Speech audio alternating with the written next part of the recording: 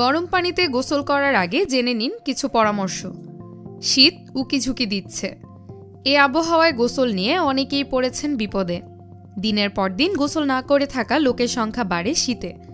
অনেকে শীতের দিনে গরম পানি মিশিয়ে গোসল করতে ভালোবাসেন, কেউ কেউ আবার সরাসরি ঠান্ডা পানিতে গোসল করেন। শীতকালে গরম পানি দিয়ে গোসল করলে কি কোনো সমস্যা হয়? এ নিয়ে অনেকেই দ্বিধায় থাকেন। ঢাকার হলি ফ্যামিলি হাসপাতালের চর্মরোগ বিভাগের অধ্যাপক আফজালুল করিম বলছেন, শীতের দিনে গরম পানিতে গোসলে সমস্যা নেই, তবে তা যেন খুব গরম না হয়। পানিটা হতে হবে কুসুম গরম। বেশি গরম পানি দিয়ে গোসল করলে শরীরের চামড়ার ওপর প্রভাব পড়ে, ত্বক হয়ে পড়ে খসখসে। তাই গোসলের পর ব্যবহার করতে হবে লোশন।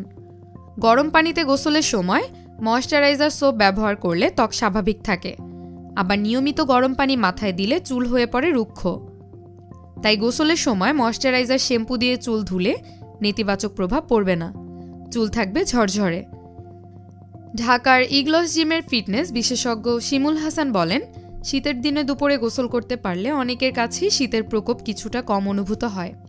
এখন যারা শরীরচর্চা করেন তাদের ঠান্ডা পানিতে গোসল না করাই ভালো, কেননা বেশি ঠান্ডা পানিতে পেশি সংকুচিত হয়ে যায়। শরীরচর্চার পর গরম পানিতে গোসল করে নিলে পেশি ঠিক থাকবে। অনেক পার্লার বা জিমে স্টিম বাথ নেওয়ার সুযোগ রয়েছে। এ সময় স্টিম বাথ বেশ আরামদায়ক।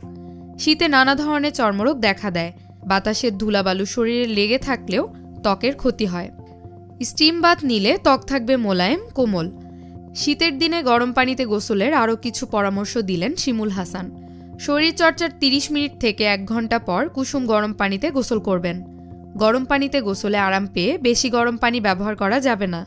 স্নানঘরে গিজারের সুবিধা থাকলে 30 থেকে 40 ডিগ্রি সেলসিয়াস তাপমাত্রার পানিতে গোসল সেরে নিন।